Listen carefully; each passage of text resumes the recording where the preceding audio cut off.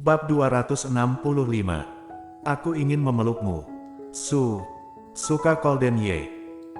Claire Sen merasa pertanyaan ini sangat sulit. Dia mengerjapkan matanya beberapa saat, menggeleng. Tidak, aku tidak suka dia. Kiki, berbohong. Gita tanpa ragu membongkar rahasianya. Dia tertawa meneruskan berkata, kamu suka padanya. Tidak, aku tidak suka dia.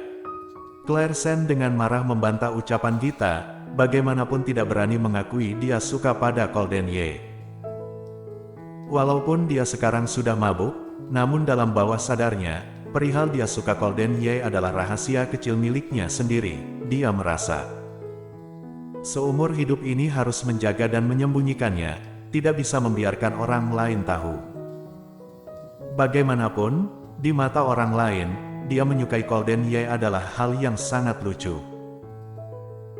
Karena dia tidak memiliki apapun, lagi pula dia tidak unggul sedikit pun, tidak pantas dengan orang yang berada di posisi tinggi seperti Colden Ye. Orang seperti dia yang memiliki celah dalam hidupnya bisa menyukainya, sungguh terlalu lucu.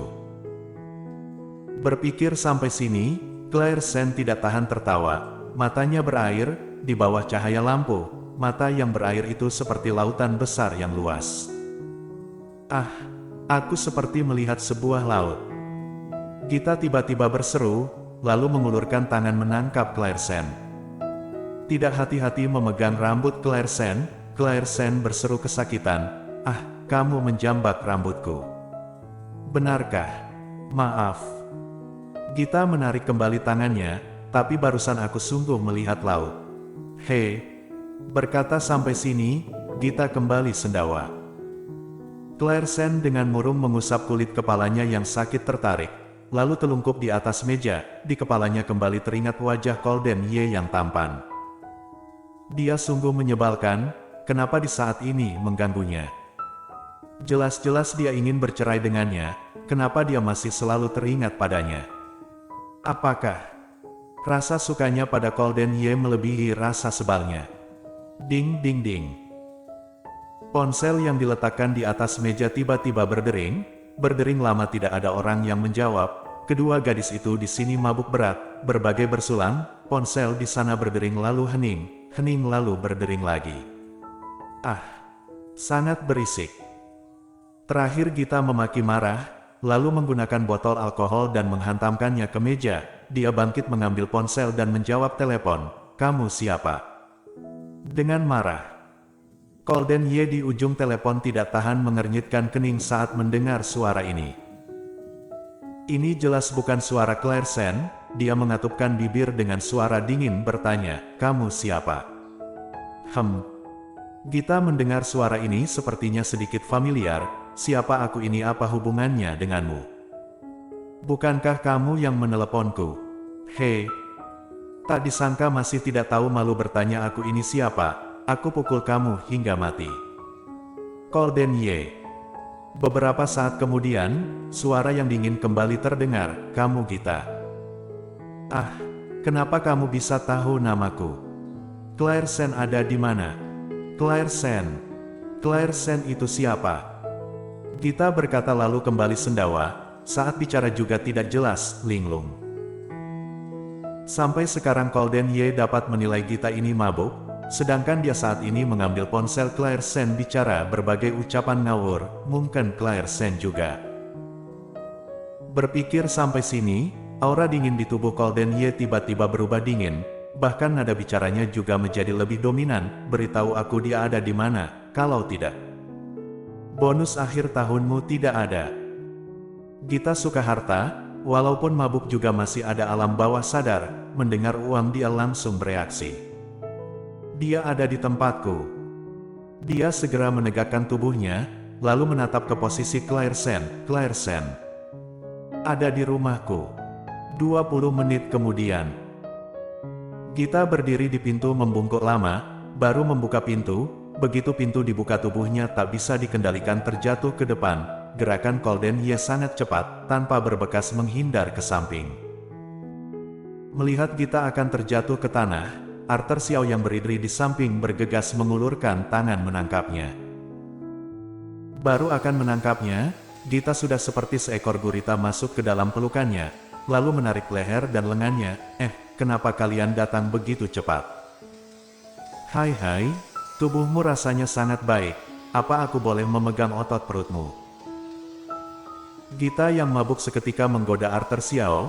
Wajah Arthur Xiao seketika memerah, tanpa sadar menatap Golden Ye, lalu dengan tegang berkata, kamu cepat turun. Selesai bicara dia mengulurkan tangan mencoba menarik Gita dari tubuhnya. Tidak. Tubuhmu sangat hangat, aku ingin memelukmu. Hai. Gita seperti seorang anak kecil menempel di tubuh Carson Chen, bibirnya langsung menggosok lehernya, membawa bau alkohol di seluruh tubuhnya.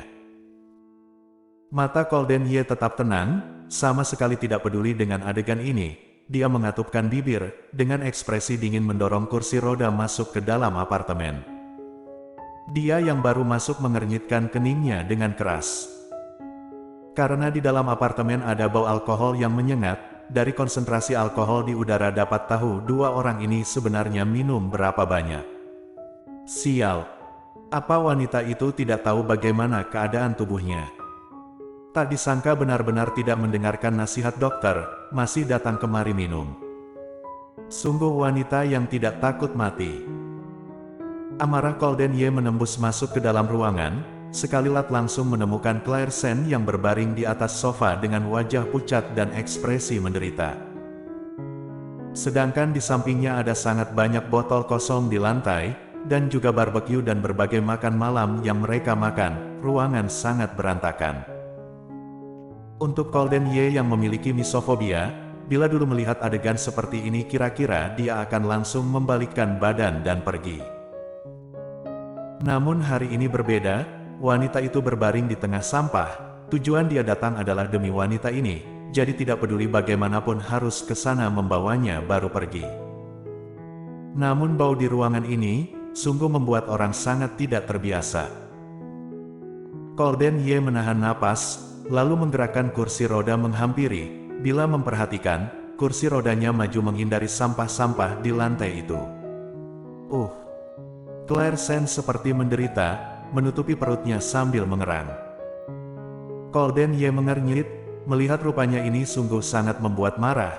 Wanita ini sama sekali tidak mengerti menyayangi tubuhnya sendiri. Kalau begitu untuk apa dia menyelamatkannya? Memikirkan hal ini, tangannya bergerak, membalikkan badan bersiap pergi.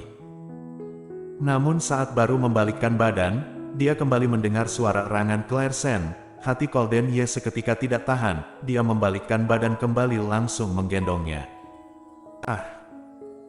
Claire Sen yang dipeluk di udara terkejut, dia meronta keras, lalu melompat, hasilnya tidak hati-hati menyentuh botol di atas meja. Botol terjatuh ke atas lantai, seketika berubah menjadi serpihan kaca. Claire Sen yang mabuk tidak tahu, dia melangkahkan kaki hampir menginjaknya. Seketika, bayangan tinggi dan besar melewatinya, langsung menggendongnya, lalu memeluk erat pinggangnya, tidak membiarkannya meronta lagi. Arthur Xiao yang ada di luar tidak mudah meronta lepas dari kekangan Gita melesat masuk. Hasilnya begitu masuk melihat pemandangan ini, Gita dengan linglung seakan melihat sosok tinggi besar berdiri, sedangkan sosok itu seperti ini. Dia terkejut hingga tidak bisa mengatupkan mulut. Bersambung.